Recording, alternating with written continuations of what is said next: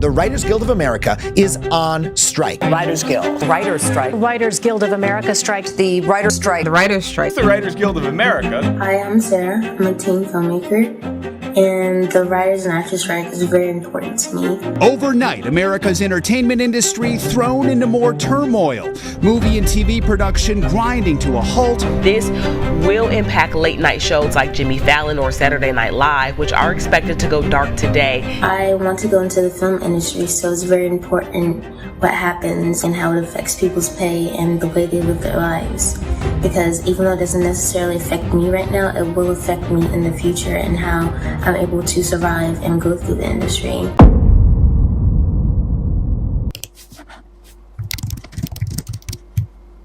The WGA is the Writers Guild of America, and they are essentially a union that protects writers' rights in the film industry. The studios have changed their business model, which they're allowed to do, but they haven't changed the way writers are getting paid.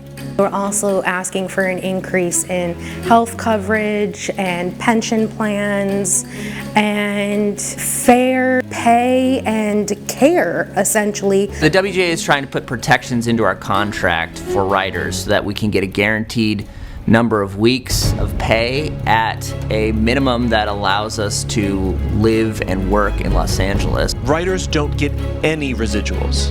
For streaming services, residuals typically are paid out for network, cable, movies, and they're basically a share of the profits that come from the revenue from being on a network. So for something like an episode of Law & Order SVU that you would have gotten like a good several $1,000s from it re-airing on television. Now, in terms of residuals for streaming, you get about $20 for people to be able to watch Orange all 5 seasons in perpetuity.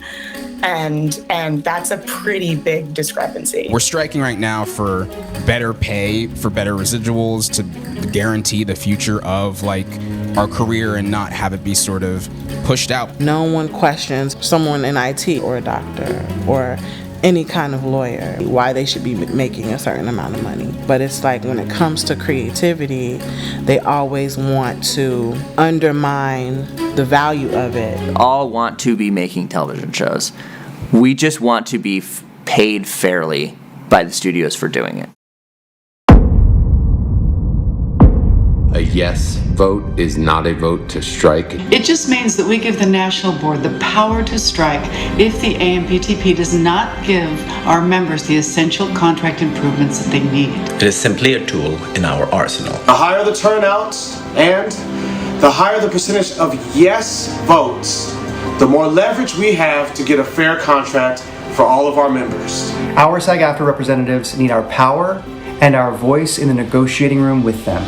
We are a guild, and a guild stands together. A guild stands together. What's being negotiated here is a baseline, a minimum amount to earn and to keep earning for the work you've already been doing. The reality is that it used to be such that you could make a living. I'm not talking about red carpets and champagne. I mean just the standard American living by working on television. When I first started working in 2011, residuals were how you lived.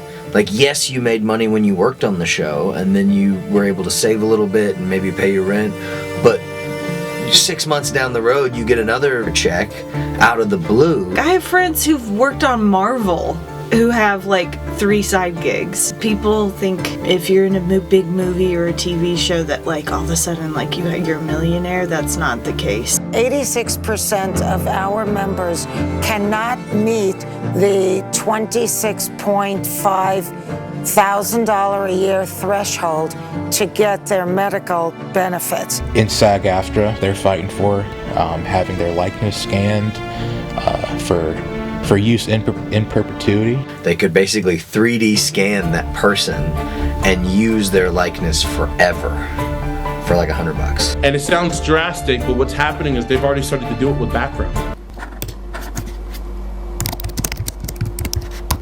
We bargain across the table from this organization called the AMPTP. It's the Association of Motion Picture and Television Producers.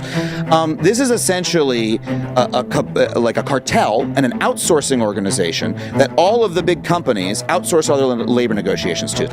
Why do they do this outsourcing? It's because the AMPTP made a deal with the studios. It says, if you assign all your labor negotiations to us, we'll make sure that your costs never go up by 2 or 3% a year. We're the no machine, right? Our job is to say no so that when these unions come in and they want all their big raises, we keep it to a nice, reasonable amount, and you never even have to think about it. What the AMPTP failed to realize is that it's not just affecting us as the common folk, but also them too.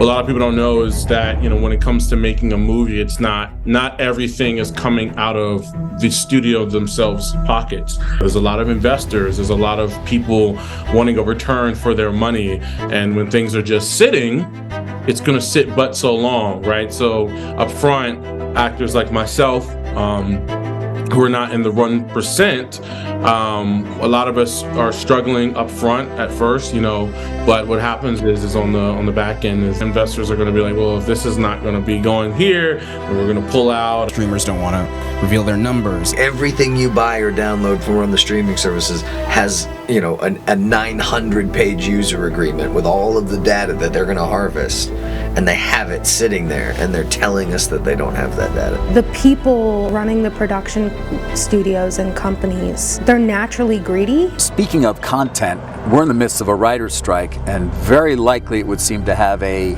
actors' strike. How is that going to impact things, and what are your expectations there? Well, I think it's very disturbing to me. We've talked about all the challenges that we're facing in the recovery from COVID, which is ongoing. It's not completely back.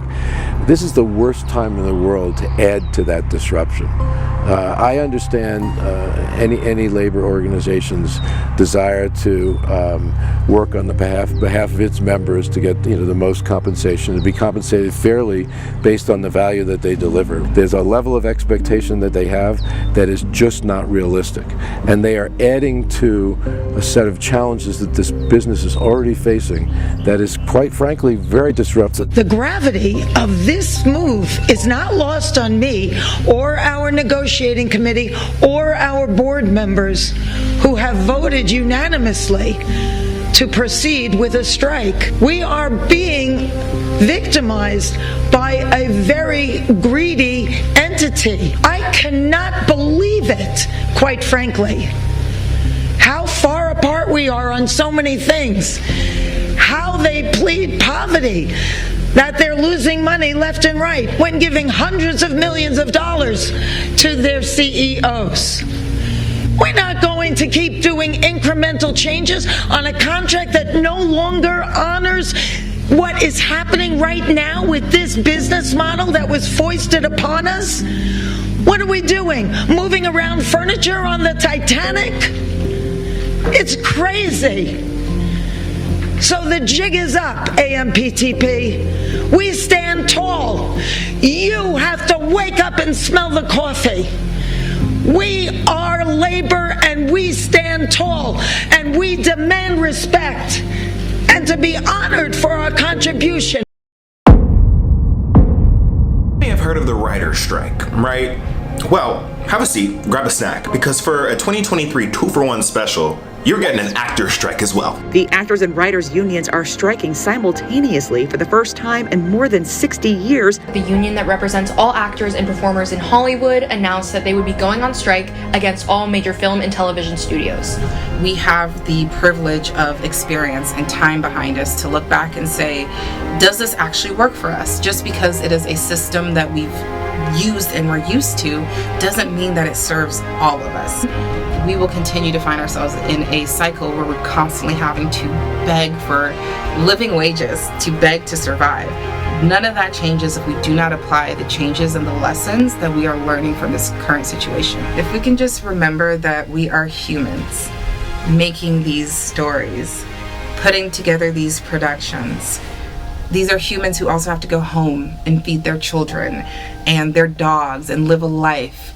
And we shouldn't be punished because we chose this path to build our lives.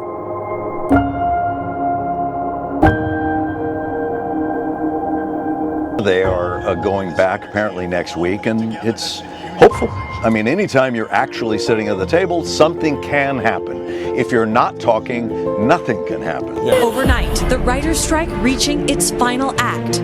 The WGA agreeing to a tentative 3-year deal with the AMPTP. Daytime and late-night talk shows will likely be the first to be back on air. I would like to thank the WGA negotiating committee, the guild leadership, for all the time they put in, all the personal time they sacrificed to be in the room negotiating for the very fair deal.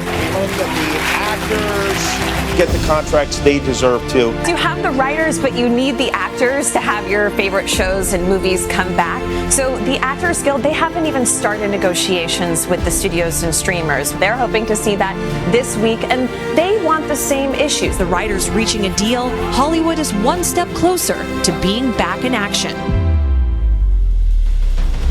After 118 days, the Screen Actors Guild reached a deal with the Hollywood studios. The strike is over!